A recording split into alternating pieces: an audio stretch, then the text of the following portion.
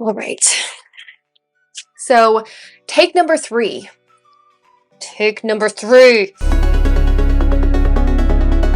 Hey everybody, welcome back to my channel and welcome to today's video. Today we are doing a full foundation wear test of the new Fenty Eaze Drop Smooth and Blur Skin Tint Foundation Stick. This new guy right here. So if you guys are new here, my name is Staci. I feature unfiltered makeup opinions and honest reviews. So if you like content like that, hit the subscribe button. We're gonna get into this video. I have a disclaimer for this video is that I originally filmed the entire application process of this foundation and the audio got completely messed up. So this is actually take number three of me trying to do an introduction to this video. I was testing out a new microphone and it didn't work. So we're not going to be using that microphone. So today we're doing a full day foundation wear test of the new Fenty Eaze Drop Blur and Smooth Skin Tint Foundation Stick. Now, this is only available at Sephora right now. You cannot purchase this at Ulta Beauty, even though Fenty is at Ulta Beauty. You can't purchase it there currently. I did try finding it on their site. It was not there. A little bit about this foundation. It is a light coverage, long-wearing tinted stick with a creamy, smooth texture that instantly blurs while melting into the skin for a natural finish. It is a light to medium coverage. It is crease-proof. It delivers a blurred, smooth second skin finish. It resists fading and transferring. It's easy to use, and it helps with all-day hydration and contains a color-true pigment that resists oxidization. It is available in 25 shades for $35. You get 0.32 ounces of product in this. If you think about a liquid concealer, those are 0.33 fluid ounces. This is 0.32 ounces of product in a cream. Literally. Like, it does go a little bit past this, but this is all the product that you are getting for $35. So a little bit about me. I am Staci. If you guys are new here, subscribe. I am 34 years old. I do live in upstate New York. Right now our climate is a little bit moist. It's a little bit warm. It's a little bit humid outside. It's a balmy 82 degrees today. I currently have today my skin is feeling pretty good. When I first applied the foundation, my skin felt normal. It felt like not oily. It didn't feel too dry. It was just like normal and hydrated and bouncy. Depending on the weather, my skin can range from like combination to dry typically. Like especially in the winter months, it can be a little bit more dry. In the summer, it can be a little bit more combo oily in my T-zone area and around like my nose and on my chin as well. So today, like I said, my skin was feeling very peppy and in step and very hydrated and moisturized, but not like overly moisturized. Since the audio of this foundation wear test was completely messed up and I'm not able to provide the audio for it and show you guys like use the audio so you guys can see everything that happened, I still do have the video footage. So I'm going to include that as I walk you through the steps of this foundation wear test and how I applied it today.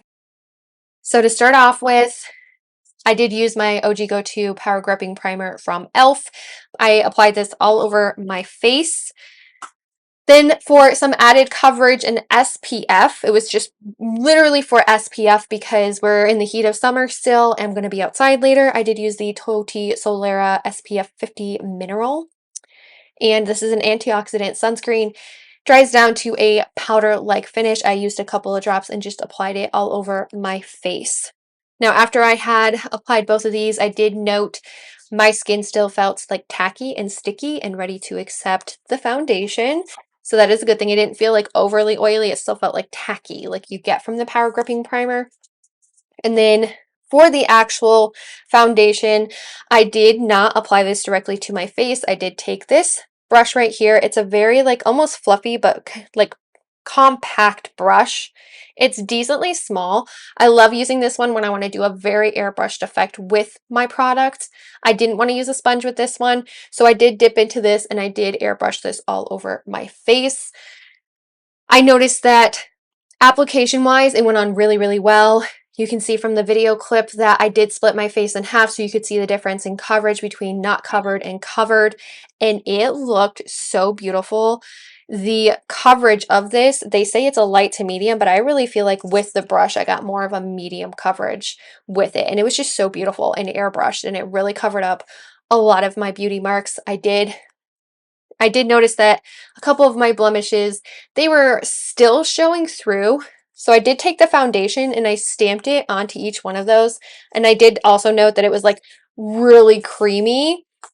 And it could be even more creamy because we're sitting under studio lights, but I did blend it out and it did actually layer really nicely on top of itself. So the way that the face looked like after I had done my makeup and just put the primer, the Solera SPF, and the actual like skin tint foundation, it looked so flawless and so beautiful. And to set it down, I did add the Microsmooth powder from Sephora. I added that with the Alamar Cosmetics like bronzer brush, technically is what it is. Great brush for like powder product in general. I did do a video of like my makeup brushes that I do use currently, so you guys can go check that out to get more information on the brushes that I'm using to get these airbrush looks with my makeup. So I did set that down with the Maybelline Lasting Fix.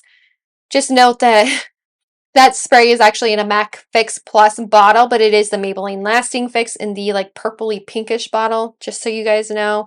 And then I did go in with my face products. So for face, I did use the Tresluce Beauty Hybrid Putty Bronzer. I did not notice any kind of like cakiness or any over texturization. I applied that with a brush. I had absolutely no problems with this layering with the Fenty skin. And then for blush, I used the Pure Nude blush from Essence, and this is in the shade Shimmery Rose. I applied that on again with a brush. I did not use any type of sponge. And then I did set down my face one more time with a setting spray before going in with the Flower Beauty Liquid Spotlight in the color Gleam. I did pat this in over my blush and my bronzer and all the powder products. And then I sheared it out with my air stippling brush from e.l.f. And literally, I feel like that was like one of the ultimate tests because I've been doing that technique a lot lately with other foundations that I know and trust and don't lift. And it passed that test. So beautiful. And I started the wear test at 10:58. And so this is technically like future me. And I did film a check-in, which you guys will see in a minute, but this is future me. So you guys are kind of getting an insight into what my skin is looking like a couple hours later. So sorry for ruining that. So I also did do a live chat on my channel after I filmed this. So I sat underneath studio lights for about another hour before I did my first check-in. Hello, everybody. So it's been about an hour since I did like my wrap up. It is almost noon, so it's literally been an hour. And I did a live stream on my video, so I've been sitting under hot lights for about an hour now, and I wanted to give you an update what it looks like in natural light, and then also what it looks like after, you know, sitting under hot lights for a while. So this is the foundation currently. It did not melt off my face, even though I'm a little bit warm from being out like in my lights. But overall, like, it still looks really good. It's not like wearing funny at all, especially being under all those hot lights. And so like there's my first check-in of the day. And so far I'm liking it. I think it looks pretty good. So we'll keep an eye on it. I'm gonna eat some lunch now, see how it does with me eating, and then I'll check in with you guys in a little bit. So there you have my first check-in. This is my second check-in of the day. It is 1:15, so I've been wearing this for 2 hours and 15 minutes. And so far I can say that I'm not having really any problems. I did just have to powder like around my nose and then also on my chin because I noticed that it's not transfer proof. It actually was rubbing off on my fingers like this, and it was rubbing off. So I did have to reset my chin and I had to reset around my nose, and I'm feeling a little bit moist like in these areas as well. I don't know why. Overall though, my skin still looks really pretty and airbrushed. I would say that the makeup is holding up decently well. All I've done besides filming for like an hour after was I sat down to eat lunch. I tried opening the files from the videos that I filmed earlier today.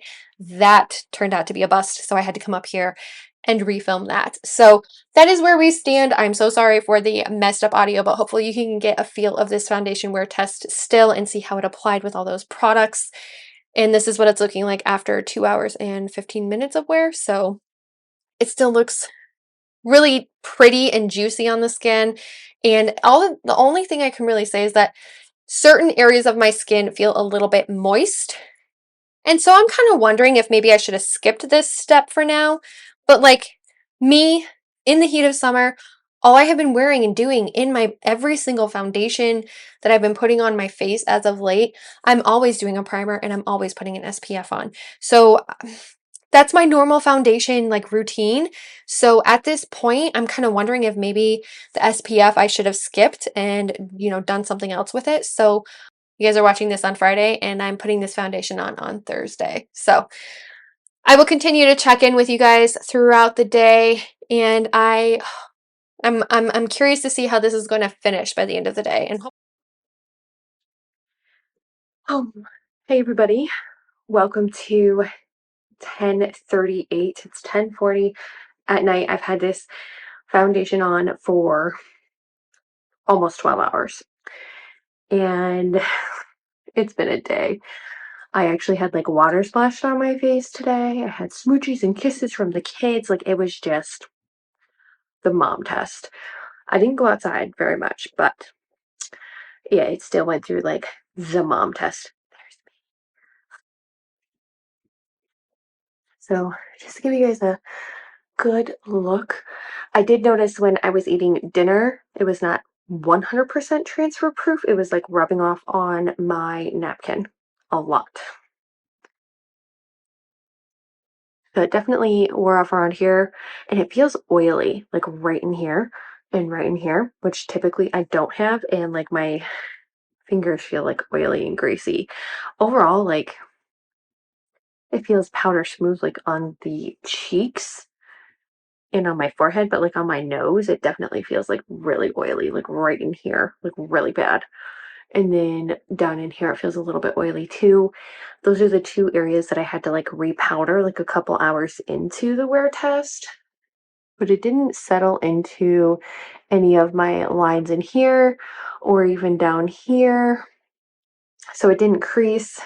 It did transfer a little bit, but not a lot. And it did wear pretty well throughout the day. Like my makeup still looks like decent. I mean, it's been through 12 hours of wear and like the mom test and all that good stuff, but it's held up decently well. So I will sign off here. I think at the end of the day, like it did wear pretty well and it was really pretty on my face, very skin-like, really easy to apply.